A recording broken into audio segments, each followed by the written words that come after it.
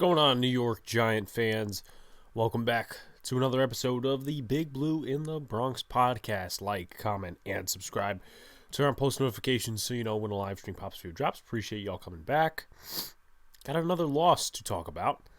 This one is a moral victory for some because the Giants actually did not get blown out in this game. And there's a few positives to take away, but a loss is a loss is a loss is a loss. And we have 3 more games left. We got Philly. We have Chicago, which is the picks game. It's the Giants Super Bowl of the year. That's a game they actually need to win, by the way. And then we have Washington in Week 18. So this season has been an interesting ride, to say the least, but we have 3 more weeks to ride it out, and with baseball possibly not happening, I have to appreciate whether the Giants are a good or a bad product on the field. I have to appreciate it because I'm a baseball fan, and I'm not an avid basketball fan yet to appreciate that 100%. But we'll talk about stats first, and then we'll go into the offense and the defense. But we all know one of the top subjects will be Jake Fromm. So brace yourself for that. But in terms of stats, talk about the Dallas passing offense. Dak Prescott was 28 for 37, 217 yards, 1 touchdown, no interceptions, and sacked 3 times. Mike Glennon was 13 for 24 for 99 yards and 3 interceptions. Jake Fromm was 6 for 12, 82 yards, no touchdowns, no interceptions, but was sacked once. In terms of the Dallas rushing game, it was okay. It wasn't great, but it also wasn't terrible.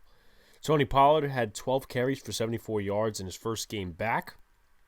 Ezekiel Elliott had 16 carries for 52 yards and 1 touchdown. That's about 3.3 yards per carry. And then Dak Prescott had 2 rushes for -1 yards, probably quarterback scrambles that failed. In terms of the New York Giants rushing game, it wasn't terrible, but it also wasn't the greatest thing in the world because the offensive line at times did not hold up. At times, the offensive line did hold up. With that being said, Devontae Booker had 8 carries for 74 yards, and Saquon Barkley had 15 carries for 50 yards. Barkley had 3.3 yards per carry. Booker had 9.3 yards per carry. And Booker had a big 31-yard run. I believe it was on 4th and 1 or 4th and 2. And they got extra yardage off of that, but they would make the advantage their disadvantage again because Jaron Kearse, I believe, or was DeMonte Casey, he grabbed him by the horse collar. So that's another 15 yards, or at least half a distance to the goal. But Giants got more yards from that. And guess what? Another penalty the next play. Holding. Offense number 80. That's Kyle Rudolph. So that's been a microcosm of the Giants' offense, especially in the red zone this year. Pulling back, pulling back, pulling back, pulling back. So there's that. But the receiving game, Dalton Schultz had 8 receptions for 67 yards and 1 touchdown. Logan Ryan cannot be covering tight ends. I don't understand why in any situation he should be. I know that Jaron Williams was playing the second corner spot, and I don't know who they were rotating in the slot. But there should be absolutely no situation where Logan Ryan should be covering a tight end because he's kind of washed. I'm not going to lie, it's just my opinion. He's really slowed down this year, and it's not good when your team's not good. So, with that being said, CeeDee Lamb had 6 receptions for 50 yards, and I will remark on the fact that he had at least 2 drops, so that helped out the Giants' defense even more, and there was one player who was just wide open in the middle of the field, dropped it. So, the Dallas offense really wasn't that much in sync. And we'll talk about that on the defensive side of the ball as well. Jeremy Sprinkle had 2 receptions for 21 yards. Michael Gallup had 3 receptions for 32 yards. In terms of the Giants receiving game, no touchdowns obviously, but Kenny Galladay was the leading receiver. Not in terms of catches, but in terms of yards. 3 receptions, 53 yards. Had a long 36-yard catch, which was a contested catch opportunity thrown by Jake Fromm. Then Evan Ingram had 4 receptions for 33 yards. Saquon Barkley had 4 receptions for 24 yards. Darius Slayton had 2 receptions for 23 yards. Colin Johnson had a reception that almost was a fumble, but they said he was down by contact. And Sterling Shepard had 2 catches for 15 yards. Kyle Rudolph had a catch for 9 yards. Devontae Booker had 2 catches for 8 yards. Talk about the Cowboys defense, the fumbles, the turnovers, all that stuff. So the Cowboys defense, Neville Gallimore and Leighton Vander Esch had 1 sack and a quarterback hit. That was at the end of the game when the Giants were basically running the 2-minute offense. Mike Glennon, I'm surprised, was not sacked, but Jake Fromm was sacked at the end of the game, but they were sending some blitzes, so I can't be surprised. And, it's Jake Fromm's first NFL game, so I can't say, oh, Jake Fromm should escape from the pocket. The Cowboys had no film on him, though at times, the quarterback room did have film on the Cowboys, but it is what it is. Game was over. Giants lost. DeMarcus Lawrence had a hell of a game. I don't have the pressures right now that he recorded, but he had a hell of a game. He was destroying Nate Solder, at least when he was working with Will Hernandez. Will Hernandez is terrible. He probably was worse than Nate Solder. Like, I can't count on one hand, or I can count on one hand how many times Nate Solder screwed up, even though he was only in for a portion of the first quarter and the second quarter because Matt Parrott actually came in. And we'll talk about that in terms of the offense because that was another unmitigated disaster. But Will Hernandez is just terrible. How many pressures he's given up from the inside. So DeMarcus Lawrence had 1 forced fumble that was on Saquon Barkley towards halftime, and Dallas had a field goal from there. Then after that, or I should say, other than the forced fumble, 2 quarterback hits, one of them being a forced interception into the hands of Jordan Lewis. So there's that. Overall, I don't think the offensive line did terrible. I think they could have done better, but for Giants standards, they didn't do terrible once again. In terms of the Cowboys' total defense, I didn't really count the tackles, but they had 1 sack and 5 quarterback hits, which isn't bad coming from a Cowboys defense like that. Micah Parsons didn't really have any impact. Randy Gregory really didn't have any impact. So it was DeMarcus Lawrence and a few other guys, and that's about it. Also, for interceptions, Jordan Lewis, Trayvon Diggs, and Malik Hooker had an interception each, all coming from Mike Glennon. In terms of the Giants defense, I'm surprised that this guy had a game against this team. And in the past few years, the Giants have had trouble getting to the quarterback against Dallas, whether it be Dak Prescott or this guy or that guy, mostly Dak Prescott because the offensive line has been stellar for the Cowboys the last couple of years. But they had Ty Nsekhe and Terrence Steele rotating a left tackle. The Giants still took advantage of that, whether it's Lyle Collins or whoever. I didn't get to really watch the film. I was watching the game live, and this is where I'm getting the takeaways from. But Lorenzo Carter, man, I mean, I've been critiquing him all season. I don't think that one game should change the trajectory of his career, but he had a game. 2 sacks, 2 tackles for a loss, 3 quarterback hits and a forced fumble. I think that may be his best game as a pro. And I know Patrick Graham invested emotionally a lot into him because I know he was crying in the press conference or getting emotional, whatever, but he had a game. And unfortunately, his effort really didn't count towards much because that drive after the fumble, Mike Glennon throws an interception in the end zone like he has some sort of an arm. Like Kenny Galladay was open, like he was actually going to jump over Trayvon Diggs and catch the ball. So this is one game I will give to Lorenzo Carter that he had. He had a pretty damn good game. Quincy Roche and Azeez Ojulari, half a sack. I read it as 5 sacks for some reason. I don't know why. Half a sack and a quarterback hit each. So they had another impressive game. Azeez Ojulari was making a couple of tackles in the running game. Good game from them. Azeez, I believe, has 8 or 8.5 on the year. If he doesn't get to 10, I'm surprised. But with that being said, I'm not going to say, oh, he's got to get to 15. No.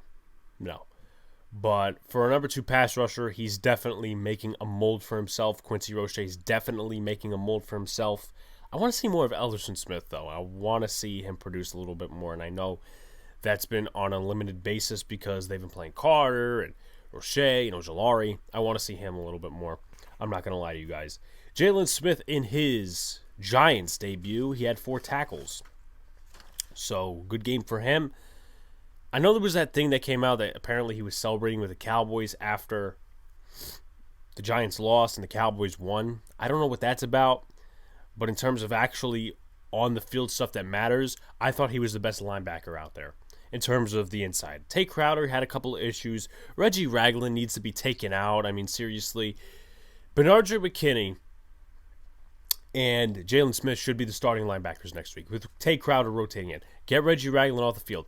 The one thing I will say about this defense is Reggie Ragland is one of the weakest players. There was a couple of times where Tony Pollard and Ezekiel Elliott, mostly Tony Pollard though, just ran past him and he was missing tackles.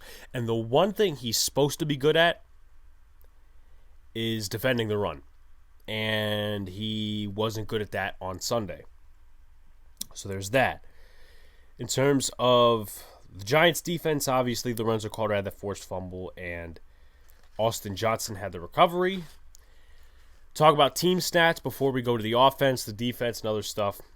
The Cowboys had 23 first downs. The Giants had 15. In terms of passing first downs, the Giants had 10, and the Cowboys had 14. In terms of rushing first downs, the Cowboys had 9. The Giants had 3. The Giants had 2 first downs for penalties. The Cowboys were 8 for 14 on third down. The Giants were 6 for 14. In terms of fourth down efficiency, the Giants were 1 for 3. The Cowboys didn't go for it all on fourth down. In terms of total plays, the Dallas Cowboys ran 70. The Giants ran 61. In terms of total yards, the Giants had 302 yards, and the Cowboys had 328 yards. In terms of total drives, the Giants had 10. The Cowboys had 11. In terms of yards per play, the Giants had 5 yards per play, which is surprising. And the Dallas Cowboys had 4.7 yards per play. In terms of passing offense, we obviously know. In terms of red zone, the Giants were 0 for 2 in the red zone, and the Cowboys were 2 for 5. So play with that what you will. I don't know. In terms of penalties, the Cowboys had 6 for 45 yards. The Giants had 6 for 34 yards. In terms of turnovers, the Giants had 4. The Cowboys had 1 turnover. And in terms of time of possession, the Cowboys had 33 minutes and 23 seconds. The Giants had 26 minutes and 37 seconds.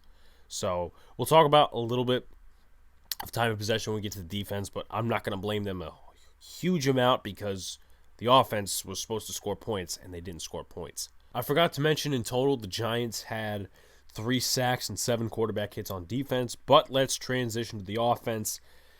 I'm going to list all the takeaways, and then I'm going to go one by one. We'll talk about it. So Mike Glennon was awful from the start. Fromm played well in garbage time.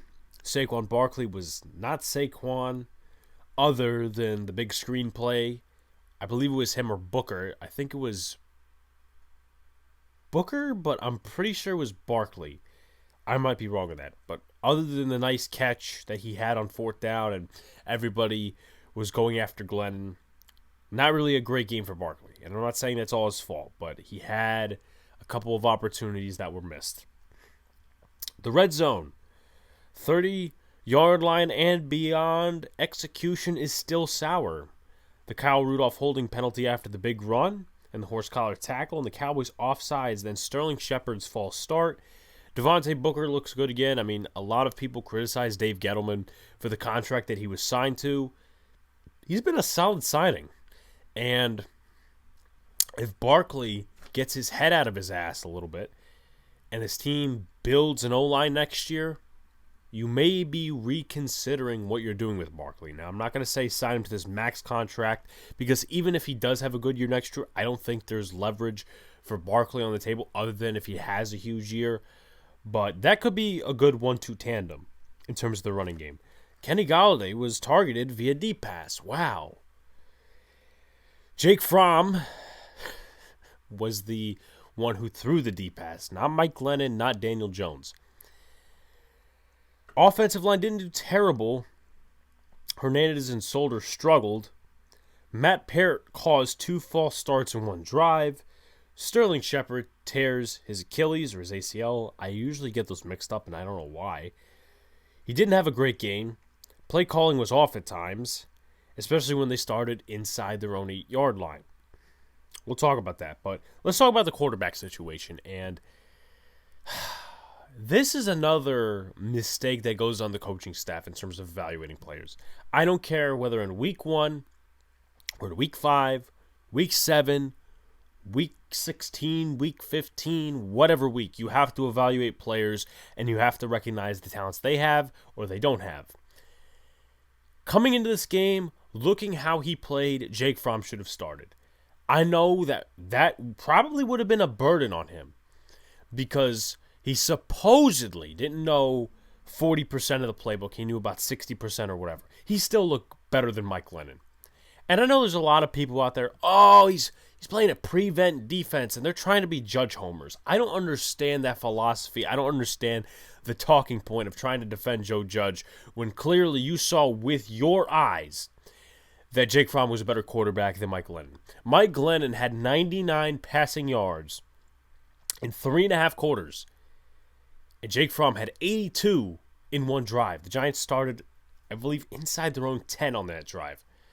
And then they ran maybe 2 plays, whatever the case may be. Jake Fromm looked good. Now, at times, it looked a little off target, whatever the case may be. But he overexceeded expectations as a former 4th-string quarterback in Buffalo. And when we look at his play, we go back to Joe Judge. We go back to Jerry Shaplinski. We go back to Freddie Kitchens. Why is this kid not in the game earlier? And it's not even the fact, Glennon was off target, this, that, and the other thing. Glennon threw 3 interceptions. The first one, I don't blame him on because Will Hernandez does not know how to block. Interception number 2, which was the one in the middle of the field that was intercepted by Malik Hooker, and he threw behind Sterling Shepard on what looked like a dagger, I think, or a go route. One of those routes. Cut up. Cut back, throws it behind him, it's intercepted. So, they don't pull the trigger there. Now, I get it. Saquon fumbled towards the end of the half. We all know that. They scored 3 points off of that. That's one of the issues Saquon Barkley needs to just fix. I mean, it's not an issue every game that he fumbles. But the point is, he's not doing so many other things correctly that we have to harp on these small little issues that impact his game in a big way. Going back to his 3rd interception, the Giants are gifted. I believe they're inside the 35-yard line, inside the 30 maybe. They get a gift. Lorenzo Carter, someone who has not contributed all season, and he's been healthy for, I would say, 60%, 70%, smacks the ball out of Dak Prescott's hands, and it's not like, he went for the sack and Dak just loses it. No, he smacked it. He smacked it. He made sure, let me get this ball out because I don't know when the offense is going to score. So he did that. Austin Johnson recovers. I believe it was the first play of that drive. Mike Glennon, boop, interception. Now they take him out. And the Cowboys were grinding and grinding and grinding that clock until the Giants got it back with about somewhere near 2 minutes to go. And Jake Fromm looks good. Now, you can make the point that he was playing a little bit of a prevent defense. But did he not look better than Glennon? I know people are going to come out and say, the Chargers, they played prevent and he had 2 touchdowns. At this point in the game, who are you going to evaluate?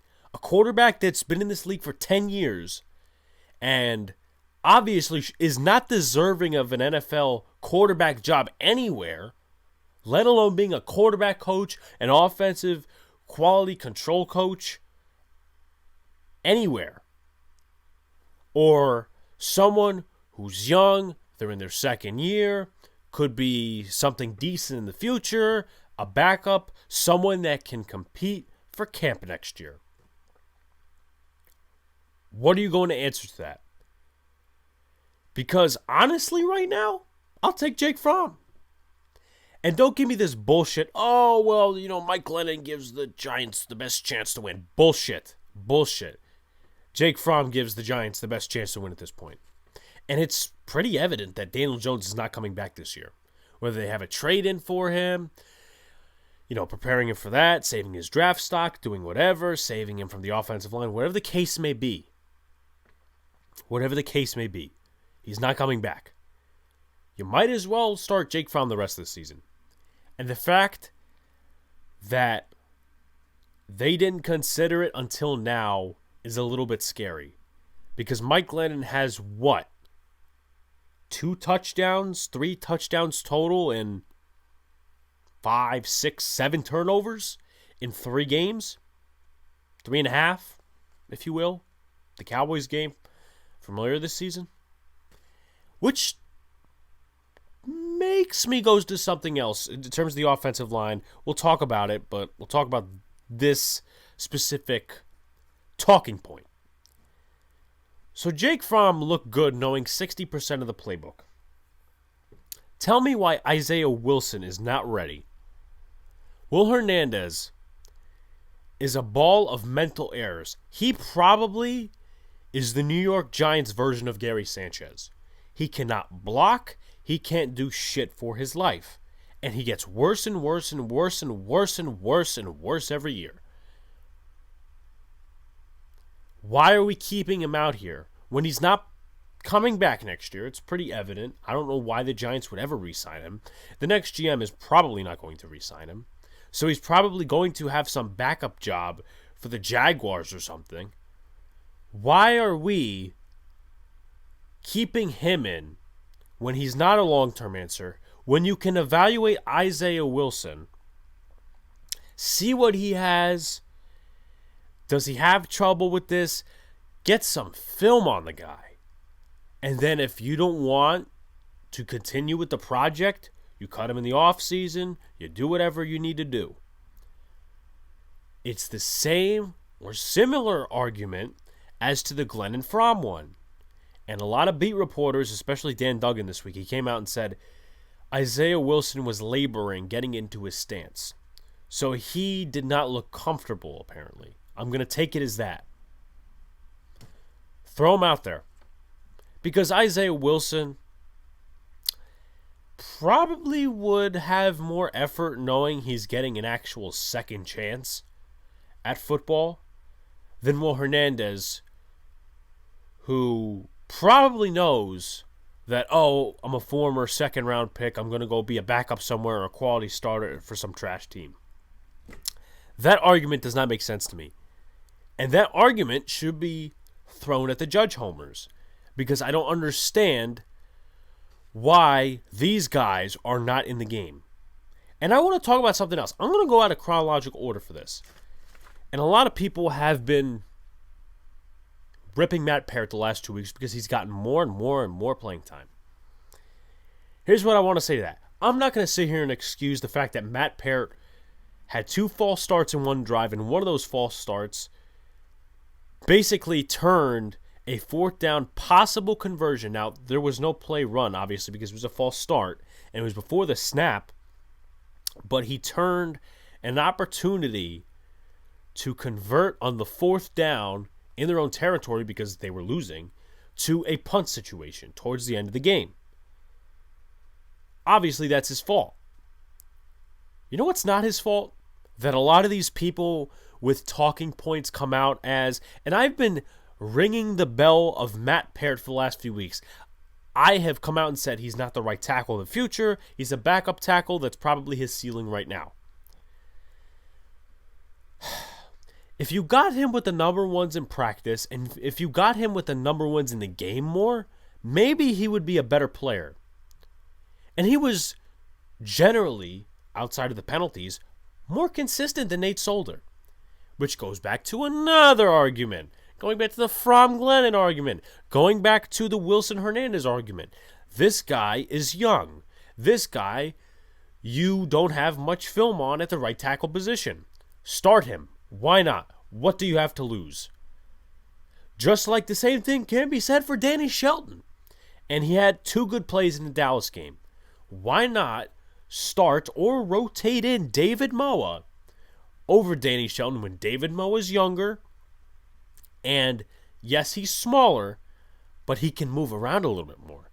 Danny Shelton can't. He's a 350-pound bag of raw cookie dough on an NFL defensive line. Saying the truth. So, for the people that want Judge to be kept, and it's not a lot of true terrible people, and I hate trying to soften the blow like that, because there's a lot of people on Giants Twitter and Giants YouTube that want Judge back, but they're truly nice people. They're not people that I would constantly bash with a baseball bat. And I'm not saying I would threaten anybody, but some people that want Judge to come back, they're not negative people. They're not bad people. They're people that are likable. But I'm just saying, consider the fact that Danny Shelton's still playing, Nate Solder's still playing, Will Hernandez is still playing, and Mike Glennon was still playing up to a point. And you know what, fans? I would not be surprised if Mike Glennon's the starter in Philadelphia. I wouldn't be surprised. Going up against Jalen Hurts, I would not be surprised if Mike Glennon is the starter. Because Joe Judge could freaking come out and say, oh, well, Mike Glennon, he gives us the best chance to win. Go look at the tape, Joe. With that being said, we talked about the offensive line. Let's talk about the other issues on this team in terms of offense. Talk about the Sterling Shepard issue. Let's talk about the play calling at times. And one of the things really, really bothered me in terms of play calling.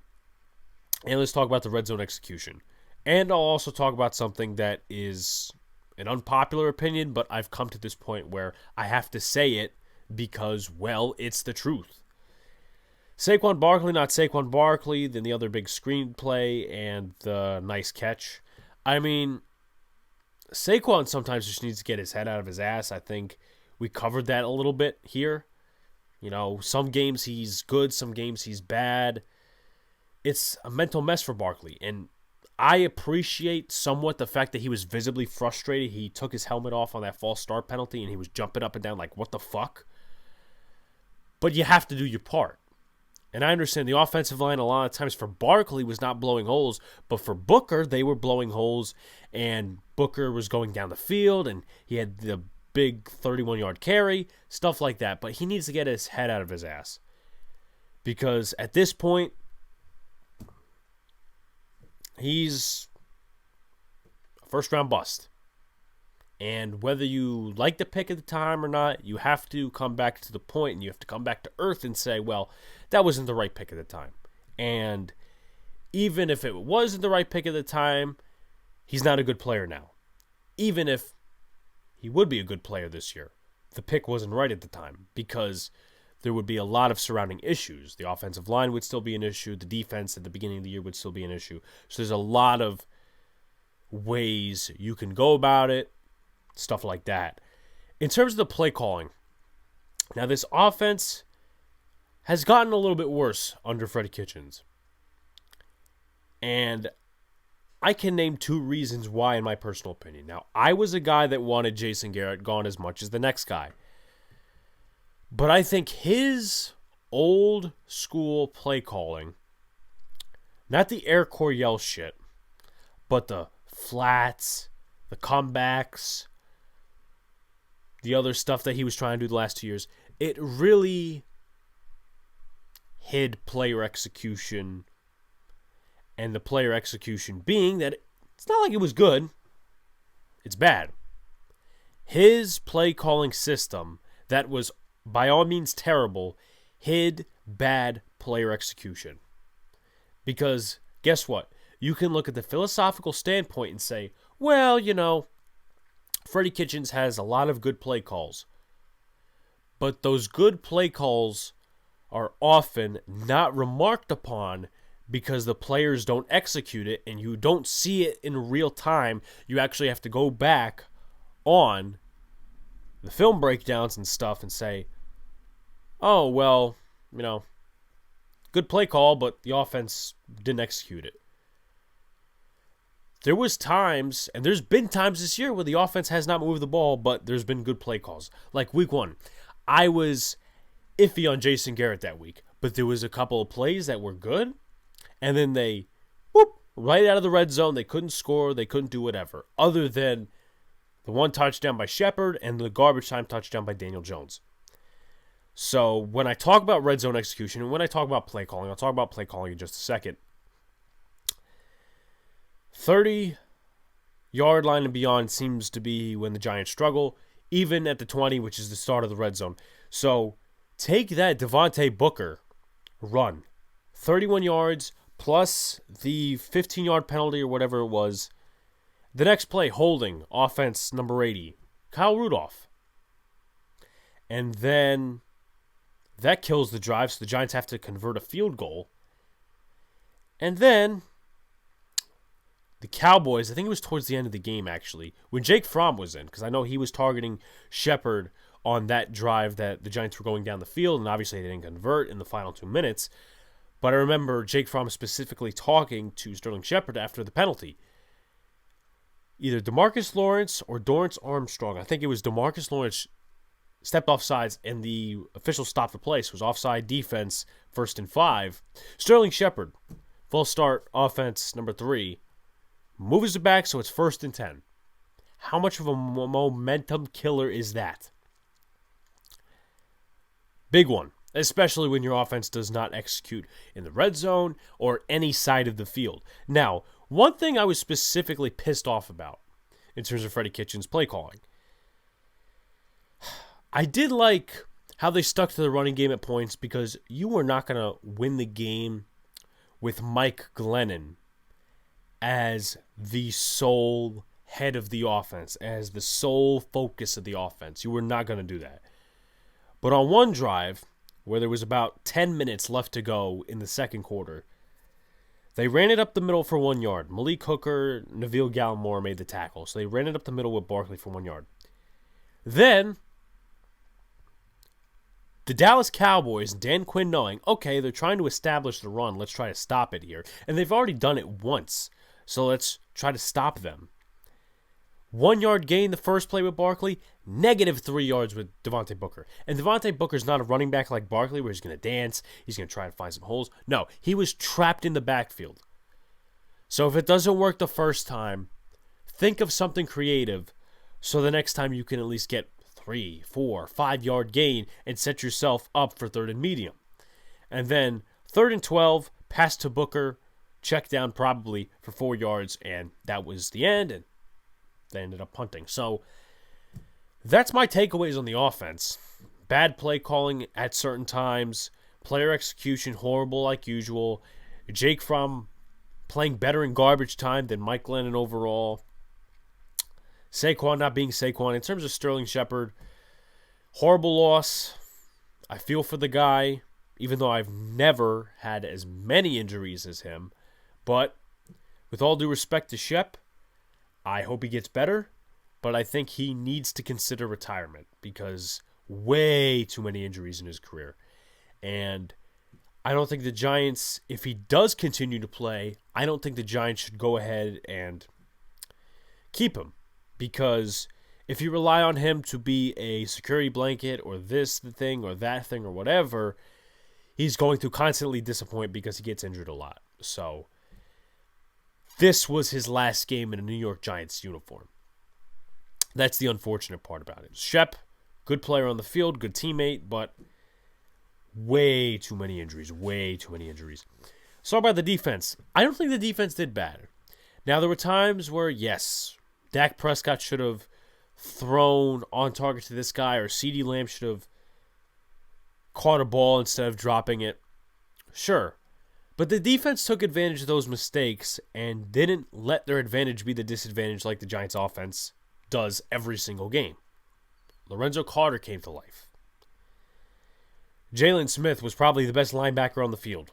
Azeez Ojulari and Quincy Roche, they came alive. That's a good rotational tandem for the future when the Giants, and if the Giants, get a number 1 edge rusher. Because despite getting 7 hits on the quarterback, couple of pressures and stuff like that, having a dominant number one edge rusher that's going to beat somebody off the snap is always good and helps out your defense. And we noticed a couple of times this year with the defense specifically that having that number one dominant edge rusher is definitely a need going into the future, whether it's next year, getting Karlaftis or Hutchinson or Thibodeau or whatever the case may be. They need a number one edge rusher, but also, once again, the offense needs to be tended to because year after year after year, making these so-called investments, it doesn't work. It doesn't work. But the defense came to life, and let's be honest, Dak Prescott did not look that good. He did not. The running game wasn't too great for the Cowboys. This is an offense that has been struggling the last couple of weeks. Dak Prescott, yes, he didn't throw an interception, but he did turn the ball over once. He threw one touchdown. About 4 yards per throw. That's not great at all. So, there's that. And when you consider that this is one of the top offenses, but yes, they've been struggling. No slot corner. No cornerback two. Jaron Williams, I barely saw him at times because he was not being targeted either, or he was just locking down the receiver, doing whatever. He looked good in the soft zone, whatever coverage Patrick Graham was pulling out of his ass against his Cowboys team. So, you could take a look and say, oh, well, Dak Prescott didn't look that good, blah, blah. You make your excuses, whatever. But it's a bigger applause to this Giants defense because they did not have their slot corner or their second cornerback. Hopefully we get that back this week against the Eagles, and we can play a little bit stronger at times, and we can play a little bit more aggressive. But with that being said, the defense did a good job. Leonard Williams looked active. He was making a couple of tackles in the running game despite the elbow injury. So I can't say that Leonard Williams, he was missing, I didn't see him, whatever. Dexter Lawrence had a QB hit. I don't know why they keep placing him on the defensive end rather than the interior where he could probably get more pressure. But that's Patrick Graham's doing, that's Sean Spencer's doing, that's anyone else's doing but my own. Any other takeaways? Giants rushing defense was all right. Yeah, not too bad, not too good. And Dak Prescott didn't look that good. I think that's pretty much the takeaways of the defense. So, people say, the Cowboys, they didn't really want to be aggressive because they knew the Giants couldn't score points. Well, they probably knew that in week 5, especially down the stretch of the game where they were still blitzing, they were still trying to score points, they were still passing. So they wanted to rub it in our faces then. It's not like the Giants had some great home crowd. I mean, the seats were empty. Dallas took over. And home field advantage, basically, because the Giants really don't have home field advantage. So, in this case, Dallas gets home field advantage with all the Jersey Cowboy fans and the New York Cowboy fans. So, they had a lot of advantages. So, it's really inept, and it's really weird to make the excuse, they didn't want to do much of anything because they knew the Giants couldn't score points. That's a really weird strategy. If that's what they did. But you have to give credits to this defense because they didn't have a slot corner. They didn't have a corner two. And this is a high-powered offense on a good day. Final thoughts. Patrick Graham's bend but don't break defense played well versus Dak and the Cowboys. Yeah, I mean, you could talk about, this, that, and the other thing. But Lorenzo Carter had 2 sacks. Azeez and Quincy Roche split a sack. Azeez was making some tackles in the running game along with Leonard Williams. There was a couple other nice plays. Jalen Smith looked good in a Giants uniform. So you can't not credit the defense. The defense did a good job. I ragged on them a lot last week. They deserve their creds this week because the offense didn't score points, and they continue not to score points. I believe they have 11.8 points per game within the last 3 games, which is last in the NFL. I might have gotten the 0.8, 0.6, whatever wrong, but they're last in the NFL the last 3 games in terms of points scored, in terms of the offense, so that has to tell you a lot. The Giants didn't let Micah Parsons destroy the game. Instead, they beat themselves, and DeMarcus Lawrence was a big part of that. I'm surprised that Micah Parsons really didn't destroy the game. I'm honestly shocked because he's been a player all year that's been wrecking games and getting interceptions and stuff like that. Actually, no, he doesn't have any interceptions, but he's been forcing turnovers. He's been getting sacks. I'm surprised he really didn't have an impact on this game, which seems to be the weird thing for the Giants because other than the last Rams game, Aaron Donald against the Giants really doesn't have much success. But they did beat themselves in the red zone, and DeMarcus Lawrence was a big part of that because a lot of the hatred for the New York Giants that DeMarcus Lawrence has, he couldn't express it in Week 5 because he was out with an injury. So he got to express it here and made a hell of an impact for the Cowboys. Jason Garrett's play calling was bad, but it hit horrible player execution. That's what it is. That's what it is. I mean, even the biggest Jason Garrett hater out there has to admit that his play calling hit horrible execution because we blamed the play calling. And the play calling was bad. And the routes were terrible and all this other stuff. But the offensive execution, week after week after week after week, gets worse or stays the same. And neither is a good thing. Jake Fromm looks good for a quarterback 3. I agree. Obviously, I wrote that down, so I have to agree with it. But Jake Fromm looks good for a quarterback 3. And if he continues to play the way he played against Dallas, and if they start him this week, it will likely be a full game, so we'll see what happens there. I don't have my expectations too high for Jake Fromm. But if there's something to look at, it's him. It's a couple other guys on this roster.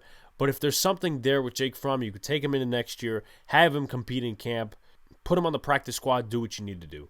Like, comment, subscribe, turn on post notifications so you know when the live stream pops video drops. Appreciate y'all coming back. Boys in the Big Apple will be tonight. Unless any changes, I probably at this point would have updated you. But it's kind of a weird schedule going into the holidays. Who's working, who's not, who's doing this, who's not. I don't want to compete with too many content creators at the same time because I do want you guys to join in, do whatever. With that being said, guys, peace out. See you later. Stay cool.